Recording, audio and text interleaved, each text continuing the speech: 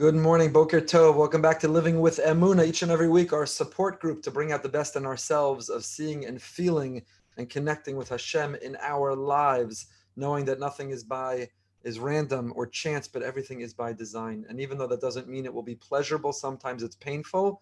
It means by definition it won't be bad somehow, whether we understand it, appreciate it, or see it in our lives, or don't merit to see it until after our lifetime. Somehow it's all good. I want to thank our sponsors for the year, Doctors Avi and Bella Morgan. Really thank you for your generosity.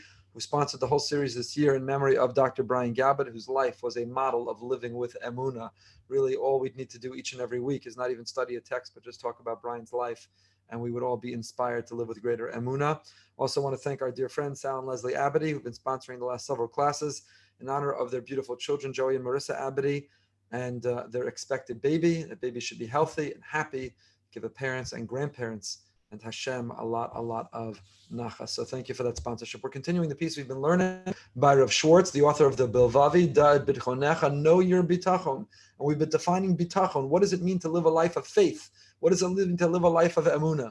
You know, I often get emails and WhatsApps based on this class where people are trying to absorb and integrate it into their lives.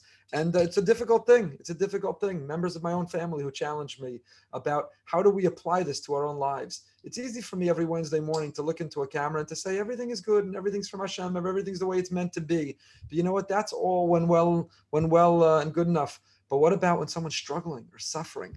What about when it doesn't have a happy ending? What about when you can't look back and make sense of it? What about when it feels permanent and irreversible and there's real suffering and real tragedy and real loss? So just last night, someone left me a voice note. I don't know them.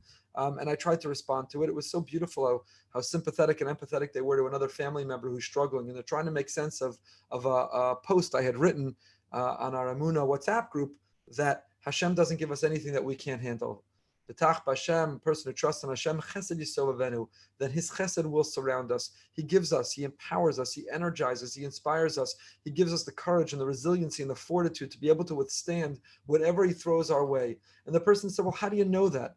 And how do you see that? And what's the source for that? And it doesn't feel like that for the people who are crumbling under whatever bad news or whatever tragedy or whatever hardship they have. And I said, look, the question is better than the answer. I want to acknowledge that to begin with. But I put the question back. What's the alternative? What is the alternative to accepting that fundamental belief, which we don't accept as a coping mechanism? We accept it because we believe it ideologically and theologically to be true. But I also ask practically, what's the alternative? To say we're just subject to nature and chance and randomness. Who knows what tree will fall on our head, or who will contract an illness, or who will have a genetic problem with their child, and who will have this and who will have that. It's more comforting to me to know that I have parents and that they don't leave me out to dry, and that whatever happens, even if I don't understand it, like the child who sticks their finger in the outlet and gets a patch, shouldn't think, well, that was random, but should think, even though that hurt, but clearly there's a parent who did that because somehow they love me. And that's the mentality and the attitude that we are meant to bring to others too. So we believe it because it's true, but I also believe it because I don't understand what the alternatives. Is it more comforting to think that you are a victim of randomness and chance? Is it more comforting to think that Hashem gives you something you can't handle? What kind of God, what kind of just, good, kind God would give you challenges that you didn't have the tools to handle? What kind of God would He be? I'll be honest with you. I don't want a relationship with such a God. I don't want to believe in such a God. That's not a God that I subscribe to, that I want to feel close to or connected with. That's not the God that I believe in. So I believe by definition, the Ribono Shel Olam is our parent. And if our parent is the one who's issuing, so to say, challenges forth to us, He doesn't give us something that we don't have the tools and that He doesn't have the confidence that we have the ability to handle. Does that mean it will always be easy? Absolutely not. Does it mean it's always pleasurable? For sure not. We see people with real hardship and real challenges. And yet, we've seen extraordinary people who rise up and above and somehow find that capacity to withstand, to put one foot in front of another, and to be able to continue. We dig deep within ourselves, and we need to know that. The post that I put up was in our Parsha, the Jewish people, the Meraglim come back and they say, we were grasshoppers in our own eyes, and so we were in their eyes. And the Kotzker Rebbe says, you could talk about what you were in your own eyes. How do you know how you appeared in their eyes? So the Kotzker Rebbe says, because when you think of yourself as small, as nothing, as incapable, then you project that others see you that way too. And when you see yourself as competent and capable, you see yourself as an instrument of Hashem, you see yourself not just as yourself, you see yourself as the manifestation of the will of Hashem, then you never lack self-confidence, because you know that everything that is happening in your life is by design, is from above, is with Hashem. So how dare you say that we were grasshoppers and so we were in their eyes? You have no idea how you were in their eyes. You didn't read their blog. You didn't see their memo. You don't know how you appeared in their eyes. Stop projecting onto others. Shlomo, when you talk about this parsha, would say, not only should we not see ourselves as a grasshopper, so a little quick review of the parsha class yesterday, not only do we not see ourselves as a grasshopper, what is the very first law of Shulchan Aruch? The very first law of the code of Jewish law is, Hiskaber ka'ari lamod laboker. You're a lion. Hear me roar. Wake up and conquer the day. And that means no matter what's happening in my life, not every day will I feel like a lion. There'll be days that I feel like a grasshopper, stepped on. You know why the Jewish people are likened to wine? Why do we begin every event and ceremony and ritual of our life with wine? You know why we begin it with wine? The Hasidic masters say, because how is wine produced? The grape, when you step on it, it produces something even finer, more valuable. It produces fine wine. Jewish people have not for centuries and millennia been stepped on, trampled on. And you know what happens? If we believe about ourselves when we're stepped on, when life steps on us, we get bad news, we get challenging information, we have challenging circumstances, we go through painful episodes. When we feel we're stepped on, we can crumble and disappear, or we can realize we're about to ooze fine wine. It's going to bring out the best in us if we dig deep within us. And so don't ever see yourself as a grasshopper, even when you feel like a grasshopper, even when you feel like you're getting trampled on and stepped on. Hiskaber ka'ari, know you're a lion. Greet the day and greet the challenges. That doesn't mean that you'll always be in the mood to roar. There'll be days you curled in the fetal position in bed crying because you're going through something painful. That's okay. Judaism also has the laws of mourning. We have Avelis and we have sad times, and we're going to enter a period of 3 weeks and 9 days in Tisha B'Av. We understand that's also part of the human condition. However, how do we emerge? How do we overcome? How do we come back? Not by seeing ourselves as grasshoppers, but rather by seeing ourselves as lions, knowing that we have that within us. It's preserved inside us. We say every single day, I don't remember where I said this recently, I apologize if it was in the Emunah shir, but we say every day in our Shemona Esrei, Magen Avraham, Hashem, you are the shield of Avraham. We don't say the shield of Yitzchak or Yaakov. Even though we acknowledge Avram, Yitzchak, and Yaakov at the beginning of the Amidah, we conclude this bracha with Magen Avraham. What does that mean? You're the shield of Avraham. What does that mean? And I once saw a beautiful explanation. Magen Avraham doesn't mean you preserve the shield of Avraham, the person. It means you preserve within us the Avraham. You are the Magen. You are the protector of the Avraham in us. So when you're ready to give up and you're ready to give in and you feel helpless and hopeless and you feel like you're being stepped on and trampled on and you're ready to walk away because how can I persevere and how can I deal and how can I overcome? Know and remember your DNA. Remember where you come from. Remember your background. The Lubavitcher Rebbe of blessed memory would reject if a person would introduce someone or talk about a Jew and say they have very little background. Or someone would say about themselves, I don't have a strong background. The Lubavitcher Rebbe would say, do you not descend from Avram, Yitzchak, and Yaakov? Sarah, Rivka, Rachel, and Leah? Every Jew has a strong background. I don't care where you went to school or how observant your parents or grandparents or the home that you were raised in. Every single Jew has a strong background because we come from Avram, Yitzchak, and Yaakov, Sarah, Rivka, Rachel, and Leah. We all have that capacity within us. It's in our DNA. It's in our metaphysical, spiritual DNA. We have that power to be able to persevere. We have that resiliency. And if you doubt yourself, look around at the extraordinary, extraordinary people. Look while we still can at Holocaust survivors who endured and lost more than anyone can ever imagine, ever, and nevertheless found the will to see the good in humanity, to believe in themselves, to build a community, build a family, to build a brighter future. We also have that within us. We have to dig deep. All I know is this. How do you summon it? How do you draw that courage? How do you live with it? I don't have all the answers, but I will tell you this. If you don't believe it's in you, it will never happen. The first step to living it is believing it. If you don't believe you can, then you're right, you won't. But if you believe that you can roar like a lion, if you believe there's still a lion or a lioness inside you, if you believe that you have the capacity and that you've been gifted and endowed the physical and metaphysical DNA, you've inherited it from a history of our people who have not only survived, but who have thrived, who've not overcome adversity without a sense of victimhood, without a sense of entitlement, but we've gone out and we've built the brighter future of the Jewish people. That was true collectively, and it's true individually with every single one of us and the challenges that life gives us. So each person in their own way needs to figure out how to endure and how to overcome and how to continue. But I know this, if you don't believe you can, then you won't.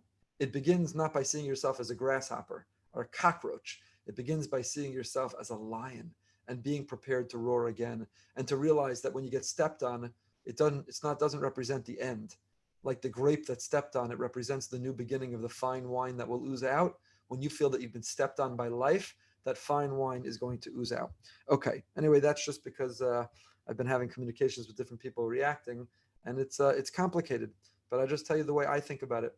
Baruch Hashem, I feel incredibly blessed. I don't mean to suggest going through any particular hardship, but whatever you're enduring in life, big or small, something which is negligible or something which is life-changing, I think that's the mentality and the attitude to have. Okay, we're continuing in the piece that I always forget to post. I apologize, but I'm happy to share it with anyone who asks. From Rav Schwartz, the Bilvavi.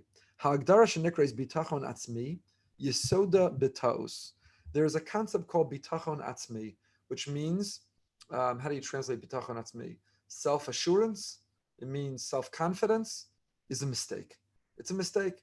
שהרי ממבט של יהדות, כל אדם שבוטח בעצמו באופן המוחלט והגמר של המובן, זה מחמא שלפי תפיסתו כוחו הוא כוח עצמי, שאינו מקבל כוחו מהקדוש ברוך הוא.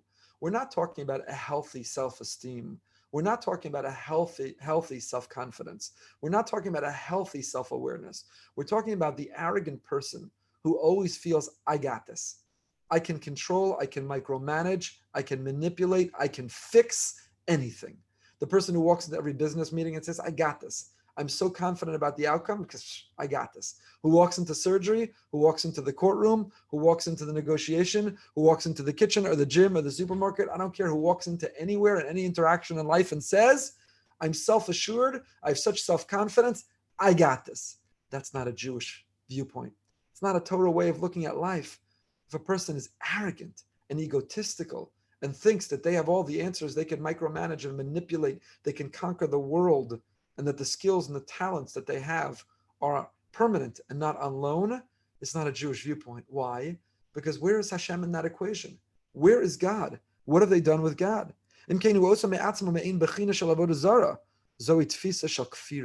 Says Rav Schwartz, they've turned themselves into an idol that they're worshiping. I'm so confident. I'm so positive. I can so guarantee an outcome. I can so control every situation and every person around me that arrogance has actually knocked God out of the equation. So they're not worshiping an idol in the form of a pagan. They're not bowing down to a statue. Who are they bowing down to? Themselves. They're bowing down to the person they see in the mirror. I got this. I control this. I fix this. I repair this. The whole world needs to fall lockstep in order into the way I want it to be. Hagdara bitachon atzmi chilchalala todas hatzibur lav davki ketotza mikfira ela me'ida hezbonenus me'hezbonenus chitzonis reduda amahalche hachayim.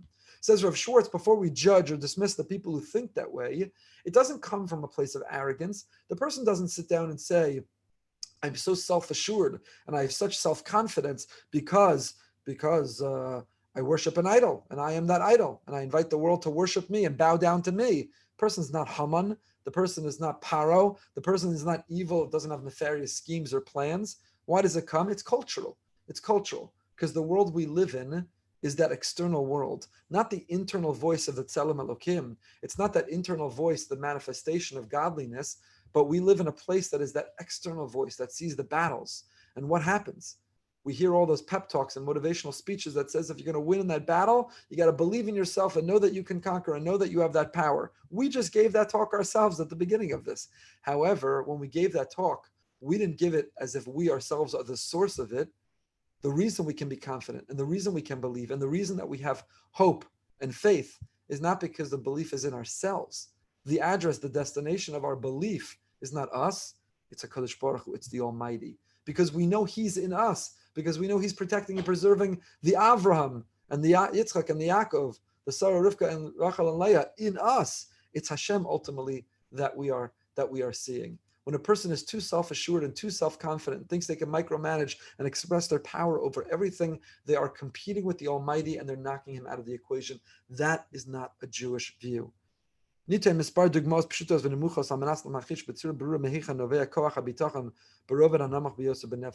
me give you several examples where we can explain or express, illustrate this idea. Adam wrote to Litol, Safal Mayam Munach Bekirvaso, Levarach Velishtos. Hatfisa Chitzonis Omer Vade She'atzliach Laharim Es Hasafa Velishtos. A person wants to lift a big bucket of water to make a bracha and to drink. So what happens? The external sense of self says, of course I can lift this cup and drink from it. Of course I can lift this jug or this utensil and drink from it. I'm a normal person and my joints and muscles work, and history has shown me the pattern that I have the capacity to lift it. It's a no-brainer. It's a no-doubter. It's a done deal. We don't even think about it. Our brain has already come to the conclusion that I'll easily be able to do this. Why? Because our whole lives, however many years we've been alive, we've been able to do it. Until what? Until we can't do it anymore. Hey, margishin she'en lehem shum bayalitos asaf al yadon leshtos. Luma zos bnei adam bali madrega emuna gavo tfisa penimis mivinim v'chashim heitev balibim she'en shum hechrach v'aruba she'en yatzlichu l'vatza gam pula kala pshuta ke'in zeh. So there's two types of lives we can be living. And by the way, I don't think Rav Schwartz is suggesting that we're living with the level of consciousness that every time I lift the glass to drink water, I'm thinking, Hashem, please help me lift the glass. Help it not slip out of my hands. Help my joints and my muscles coordinate and work. Help my neurons help my brains work in order to communicate to my muscles what I want to do. Help me not dribble and drool it all over the front of my shirt. I don't think he's suggesting that every sip of water, we go through all those thoughts. We'd never be able to operate in our day. We'd be entirely and utterly debilitated. What he's saying as an illustration is that there are two mentalities or attitudes. There can be two implicit thoughts when it comes to every time we lift a glass to drink. It can be, I'm in control, I'm empowered, I can do it, nothing can stop me, this is a no-brainer, no doubter, it's a done deal. Or, anything can go wrong anytime, and whatever I'm doing, I do so only with the goodness and the graciousness of God go I, and therefore whether this will be a successful drink of water, or whether I'll drop the glass, I'll drool the water, I'll spill, it'll fall out of my hand, that's really all up to God. So it's a tiny illustration, and one that he's not suggesting we think about all the time, but rather a tiny illustration of the two attitudes one can have to the very same simple, negligible act. Now, I'll tell you, what the Torah is trying to endorse and promote and create is the sense of mindfulness of the right attitude. What's an example of that? The most base animal behavior that we go through is we eliminate the food we ate. We all have to go to the bathroom. We digest and we eliminate the food we ate. It's simply the biology. It's the way that the human system was created. Perhaps the most brilliant chemical factory that was ever designed is the human body. It knows how to extract nutrients and eliminate waste. It's an incredible, brilliant system that was designed. And what do? Every time we go to the bathroom. I don't know any other religion like this. We have a religious activity. We have a religious ritual that when we come out of the bathroom, we don't go back with our day. We don't emerge from that animal moment, the great equalizer. I don't care if you're a millionaire or billionaire. I don't care if you're a world leader or a homeless pauper. It is the great equalizer. Everybody needs to go to the bathroom. Paro tried to present himself as a deity, as a god. He would go to the Nile and hide there to pretend he didn't. However, every human being needs to. It's the great equalizer. So do you come out of the bathroom and say, yeah, that was a given. And every time I need to go, of course, it all works out the way it's meant to. And therefore, I'm not even mindful. I just go on with my day because I think I'm in power, I'm in control. Or do we pause and say a bracha called Asher Yatzer and say, God, thank you. That's not a given. Ask the people who are on catheters.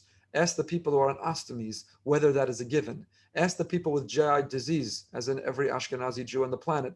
Ask the people who've been diagnosed with Crohn's or colitis whether what just happened was a given, that it can happen in time, in the right place, that it happened in the right way, with dignity, in a way that's good for your health. It's not a given whatsoever. So therefore, Asher Yatzar was given. It's an illustration. Just like it's not a given I can lift a glass and take the sip, it's not a given that I can eliminate the water, whatever I just drank, when it's time for it to go. Another example. I just lost the place. Hamakar lebitachan amurgash barova ratfisa achitzonis benafshos bnei adam bevados like murshim yatzlichu laharmis asafal nuutz bekach shevid pamim kod moseim bitumistim epsrutazu. So where does it come from? Let's analyze for a moment. Let's think analytically. Where does it come from? The arrogance to think that, of course, whatever I want to do, I can do. I want to, when I wake up in the morning, my eyes should work and my legs should work. If I want to walk or run or bend or crouch, it is a given, it should work. I'm in control, and of course that will work. Where does that attitude come from? Where does it emanate from? If I want to lift a glass, or I need to eliminate my food, or I want to do whatever I want to do, why should we assume and presume it's going to work? The answer is very simple, says Rav Schwartz. You know why? Because it's worked until now. Because every time until now, it's worked. So that pattern simply reinforces that erroneous conclusion that I can summon it at will, that it will happen whenever I want. There is nothing against my lifting the glass. When I want to, I should have had a glass here to illustrate this, but every time I want to lift my coffee cup, I've never had a problem. So this is an area of life that has no opponent, it has no obstacle. There is nothing I have to compete with. Al derech zu tfisas habitochen atzmi holechas u'mizpateches v'tzomeches benafsham im riboy ha'pulos u'mitzlachas u'matzavim ha'itzivim lahem tchushosam she'in shum koach ha'yochel esnaged aleim u'memei lahem botchim b'kocham. Every time I step on the gas, my car goes. Every time I turn the car on, it starts. Every time I lift the glass, I successfully take a drink. Every time I go to the bathroom, I eliminate the food I ate. The pattern of each of these behaviors and the successful outcome reinforces the mistaken assumption that we are in control, that we can dominate, and that we can continue to expect it to work exactly this way. Ulam tchusha zu, she'en misha mesugal isnaged la'adam, ein yesoda betfisas amatzias amitis, elazu ashliya me'alam adimyon shechala achushas hamoda shel bnei adam. This, says Rav Schwartz, does not reflect the reality or the real world. You know what it reflects? A world of fantasy. Ask the person who can no longer walk, who has arthritis, whose joints hurt. Ask the person who can no longer eliminate food easily or at will. Ask the person who's lost their power of speech. Ask the person whose car is broken down and they can't get it to start. Ask the person who that which we take for granted, we expect, we think we are in control of, we think we own permanently. Ask that person for whom there's been an enormous breakdown and will come to realize that it's an illusion. It's an absolute fantasy. It reflects no reality, the fact that we can anticipate or predict or that we can bank on the fact that it'll always be here. The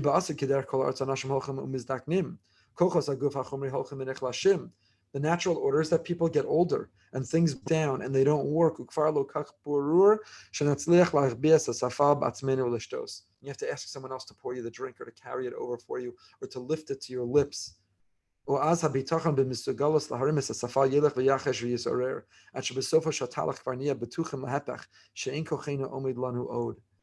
when we breathe that sense of humility. That's when we realize I'm not really in control. That's when we start to, it's a fascinating thing that the people who spend their lives arrogantly believing they're in charge, they're in control, the most minor breakdown becomes debilitating. The most minor breakdown breeds a depression and anxiety. Why? Because when you confront a reality that's so different than the distorted illusion that you were clinging to, it absolutely knocks you flat on your backside. So if you always thought you were in control, you were in power, you can fix, you can repair, that you are the source of everything, and life now throws at you and says that's not true, it was never true. So what do you do with that? What do you do with that? I remember a doctor, a surgeon who told me that the hardest patients are executives. Executives of big companies, people who've built their own businesses. They're the hardest patients because the doctor says you can't bounce back. You're going to be you're going to need to recuperate and recover. You're going to be at home. Don't try to manage this. Don't try to speed it up. And the patients don't listen. And why don't they listen? Because they're used to everything operating the way they want. They tell their employees what to do. They execute their vision, their decisions, their conclusions. They make for the hardest patients because they're unwilling to accept that the natural reaction to surgery is going to demand a different schedule than the one that they want and then the one that they can control. They are the worst. So the same is true in life. The longer we cling to this fantasy, this illusion, then when the reality strikes, the harder and further we're going to fall. The more that we live our lives, even when everything works, we know it's on loan, it's not permanent, the more that we spend our entire lives realizing, I make a bracha every time my legs work and my eyes work. We in fact make that bracha. The whole first 15 brachas in the morning, Birchas HaShachar, the prelude to Shacharis, is all about, my eyes work, my legs work, my hands work, Asher Yatzar, My elimination system works. Oh, it's all working. Check, check, check, check. Every day we remind ourselves it's unpermanent. Don't take it for granted. Don't assume. Don't think you're in charge. Don't think you're in control. And then, if God forbid, or when there is a breakdown of one of those operating systems, then it doesn't knock us out because we always knew that that could happen. We were prepared for it, and we know how to ask and pray for it to return and come back yet again. So it's predictable. What's not predictable is that we'll always be in control or we'll always have it. What is predictable is that it's going to eventually break down.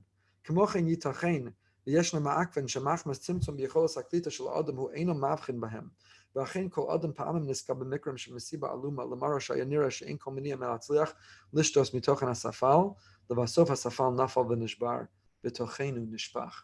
If you're not prepared for a time and a day that your hand will shake, or that you'll lose the muscle in your forearm and you may drop that glass, not only will the glass drop and fall, but it's your heart that's going to break when you thought that you were invincible, when you thought that nothing could ever happen to you. We have to realize the truth.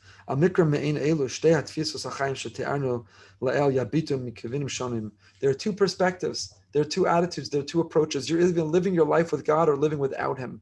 You either think you can roar like a lion because you know God is on your side and you're invested in Him and trust in Him and you realize the reality of His role in your life, or you'll feel like that grasshopper. You'll feel stepped on and you'll feel stomped on and you'll feel eliminated when life throws the curveball your way, because you face the reality that in fact you can't control and you can't solve every problem.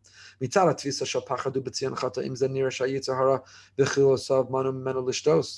the external sense of self says, you know why I'm having trouble with this glass? My muscles, my joints, I overworked, I'm aging, I didn't take the calcium I should have taken my whole life, I never answered got milk, so that's why I'm not able to lift this glass right now. It's that external sense of self. But meidach, there's another point of view, there's another attitude, and that's what we're doing together on Wednesdays. We get together for a short time in order to remind ourselves and to bring out that best attitude. And what's that attitude? Tfisas habitachon. To live a life of emunah, living with emunah and bitachon.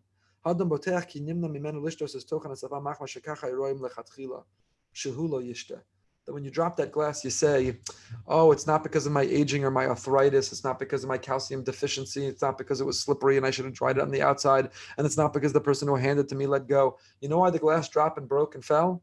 Because that was the will of Hashem. Because that's what was meant to be. Now, if I wasn't careful, I can certainly learn from it and promise and pledge to be more careful going forward. But to pause in every moment and to say to ourselves,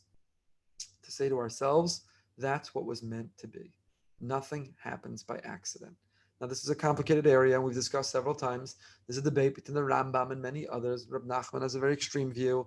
Not everybody agrees that every single small detail, but I subscribe and I promote, and we learn in our class, this attitude and this notion that it's all from above, that nothing is coincidental. And therefore, that's what empowers us and encourages us and gives us the strength to get through life, from the smallest negligible things to the big things. The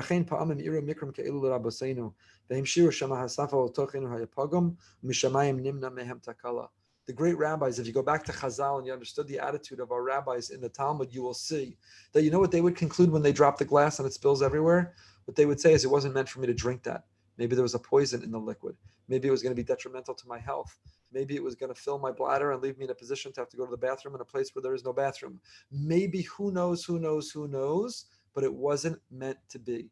So the only thing I need to do right now is clean up the spilled glass and not cry over what spilled from it. Instead, realize, I guess that wasn't meant to be. Time to move on. There are 2 points of view and 2 attitudes that we can bring. One will leave us anxious. One will leave us frazzled. One will leave us bent out of shape. One will raise our blood pressure. One will lower our quality of life and damage our relationships when we think we can micromanage and control, when we think we're in charge, when we subscribe to an illusion of the life. And the other, when we take that deep breath and we let go. When we take that deep breath and we realize whatever happens is what's meant to be, and we'll deal with it. Now, I want to tell you, I don't know. I'm shocked, actually. These last 3 months, turning on 4 months, have to me humbled the most arrogant people in the whole world. We know nothing. We understand nothing, and we can control nothing. It doesn't matter how desperate we are. Coronavirus isn't over because we want it to be over. Maybe it's over for us, but it's not over for it. So we can't control it. We desperately want to be able to predict and anticipate and control, and we can't. And we're seeing brilliant, brilliant people, accomplished, charismatic, entrepreneurial, creative, brilliant people who so desperately want to be able to control and bring about a different reality, a return to normal, and we can't. I've been flattened by this. I wrote about it 2 weeks ago because, as a community leader, as a rabbi, I try using advice of people around me and an incredible team that I'm privileged to be part of. We put out fires. We're problem solvers. We come up with ideas. We execute plans. We try to manage the community. And this is a life right now of utter and total uncertainty. I wake up every morning and I know less than I knew the day before. Is it transfer on surfaces and through children and the role of masks and distancing? Is it over? Is it worse? Is the spike because of testing? Is the spike because hospital admission? I don't know anything. How does anyone know anything? And you talk to this person and they're post-corona. You talk to this person and they're hiding under the bed because it's worse than ever. And you're left saying, I don't know I thought I knew everything. I can Google everything and get information. I can YouTube everything and know how to fix anything. And here's something I can't fix. Not only can I not even fix it, I can't even understand it or know it with any sense of confidence. This has shattered self-confidence. It has shattered self-confidence. Now, it shouldn't say, we could have two reactions to that. You could say, you know what? I'm a lowly, nothing grasshopper. Really, it's not just coronavirus that leaves me uncertain and lacking confidence. I should realize that every day I wake up my entire life, pre-corona and post-corona, life is equally uncertain. Who knows what it's going to bring? Who knows how your day is going to change? Who knows what's going to happen to people around you that you love, or God forbid to yourself? For good or for bad, who knows? Every day should be a sense of uncertainty. And yet this is uncertainty on steroids. And it is debilitating. And I'll just tell you very personally, Baruch Hashem, we're very privileged. Our daughter is engaged. We couldn't be more excited and happier. And in the scheme of things, this is the greatest problem to ever have or wish on anyone. But you know how hard it is to try to plan a wedding in a time of the maximum uncertainty? How do you know? How many people, where, how? Can you dance? Will there be masks? Can you test everyone there? Will it be a spike? Will things be better? How in the world, where do you get started? Where do you begin? If you've planned a simcha, you know that even when you're living a life of not variables, but constants, even then it's hard to plan. Even then it's impossible to plan. Now take every component and variable of a plan and turn it on its head and say, you can know nothing. You can know absolutely nothing. What do you do with that? And how do you plan? So I'm just sharing this because I'm trying to give a very personal illustration, an example. All you could do is take a deep breath and say, we'll do the best we can and it's up to Hashem. And we'll keep having to modify or adapt or change, or hopefully for the good and for the more and for the better. And if not, last minute you have to go the other direction. It's the way it was meant to be. And it's easy to have that voice in your own head, harder to have that voice with the people around you and the main centerpieces of the simcha themselves. But what other choice is there? What other choice is there? So these are the two mentalities that we can have. The external sense of self says, I'm battling. I'm battling the venue. I'm battling the caterer. I'm battling the health department. I'm battling the medical community. I'm battling what's right. I'm battling the optics. I'm battling. That's the external sense of self. And you know when that happens? Who wants to get out of bed? Who wants to host even a simcha? Who wants to do anything? But there's another choice. There's another option. And the other option is to say, I'm not battling anything. There's a harmony to the universe. And there's a lion inside me ready to roar with emunah and faith that whatever is meant to be will happen, that I can adapt and conform, that I can change and be flexible, and that it's going to be great by definition because that's what's meant to be. And that's what's going to happen. For a simcha, chas v'sholom, for the opposite, that's what's going to be. That's what's going to be. I saw a great quote. I'll end with this today. I saw a great quote. You ready? Anxiety is the tension between the now and the then.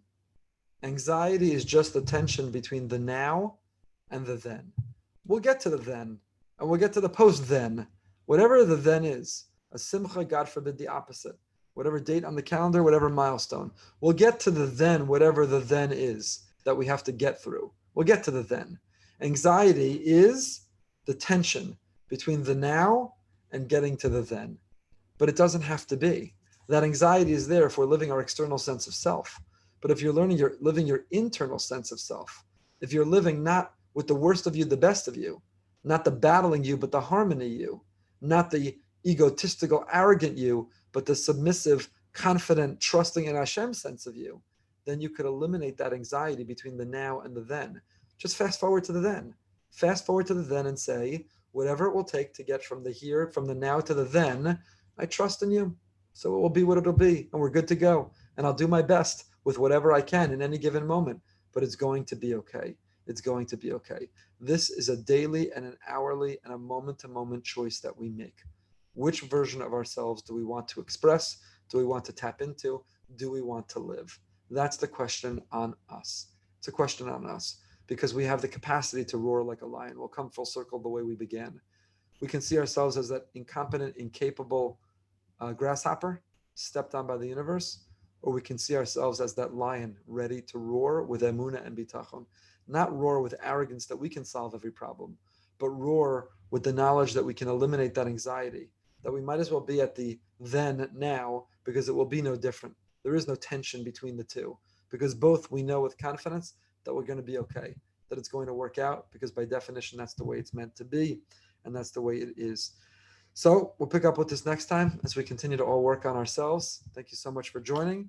I'm wishing everyone a wonderful life living with Emunah. Behind the Bima tonight, 9 p.m., we have an incredible guest, Rav Moshe Weinberger Shlita, who really preaches and teaches and lives all these ideas and ideals. Looking forward to the conversation with him. Behind the Bima tonight at 9 p.m. Everyone have the most wonderful, wonderful day.